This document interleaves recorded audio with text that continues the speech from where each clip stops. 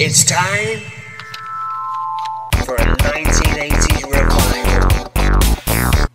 Dreamer Cats TV. Do you like collecting? Then please subscribe to my channel and don't forget to click on the like button because it does something very special. It makes you younger. Okay, today we're going to be reviewing this fantastic album of Smash Hits Panini Popstar Stickers from 1986. And as it says on the inside cover, welcome to the brand new best ever Smash Hits sticker collection. Of course, 1986 was when the Smash Hits pop music magazine was really at its peak, and they decided to collaborate with Panini Stickers to bring out these annual sticker albums. Time for the best bit. Let's go through the stickers themselves. As you can see, I've kept them separate from the album because I prefer to keep them loose, well, in pages like this, instead of sticking them in the album, because most serious collectors prefer it that way. Reduces the value if you stick them in the album. I know it's crazy, but there you go. Here's one of the most commercially successful electronic pop music bands, Depeche Mode, and as is usually the case, it shows all the band members on these bumper Panini stickers. And then we have a hugely popular band at the time, Wham. And of course 1986 was when they decided to go their own way. George Michael became a solo artist, very popular solo artist, and still going today. Obviously, as I'm going through these stickers, if you see any of your most favourite artists, or perhaps you actually saw them live at concert, please feel free to share your fond memories in the comment section. Or even better, perhaps you actually related to them. Perhaps they lived next door to you when they weren't famous. Or maybe you're related to them. Perhaps Prince is your uncle. Who knows? Please feel free to share your memories. Or maybe one of these is your auntie. How about, here's the distinctively sounding Cocteau twins. And here's Peter Cox, who would, along with his bandmate, form Go West later on. And then we have lots of other obscure bands. What about the hugely successful, hugely popular Norwegian band Aha?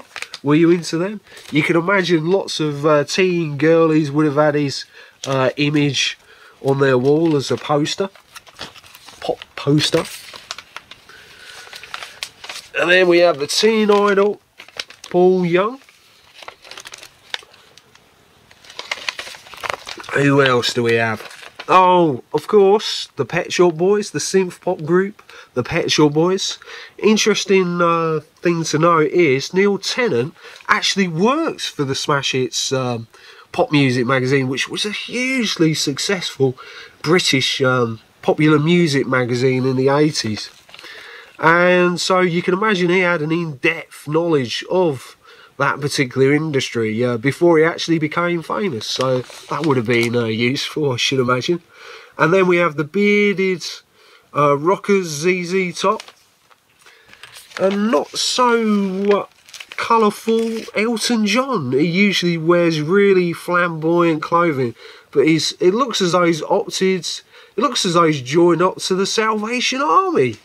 Perhaps he's doing a charity song by any chance. And talking about charity, here's the ultimate charity event, Band-Aid, the original Band-Aid. How cool is that? Sectional picture of the contributors to Band-Aid, which sets this particular sticker set out from the rest. And then we have Tears for Fears, another incredibly popular group.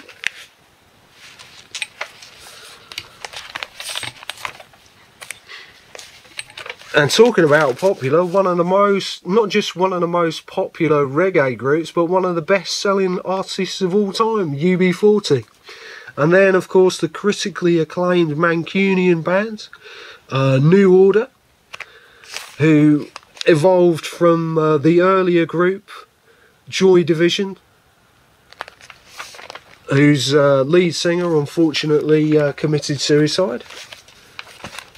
But they went on to have incredible success. And then, of course, we have Ali Campbell, the lead singer, the original lead singer to UB40, Marc Almond, when he split up from his synth pop duo Soft Cell. Of course, Soft Cell had a monster hit with Tainted Love. And then we have the feisty Tina Turner. Were you into Talking Heads by any chance? Please feel free to comment. Or what about the Waterboys? And of course, Bryan Adams' husky voice secured him as one of the best-selling artists of all time. And then we have Howard Jones.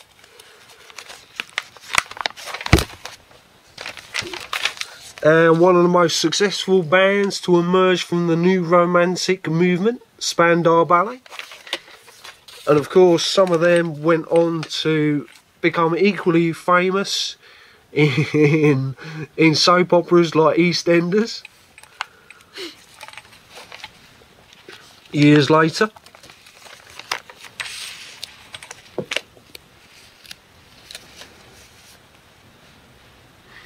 And then Jesus and the Mary Chain, and the veteran rockers who've been rocking ever since the 1960s, Status Quo.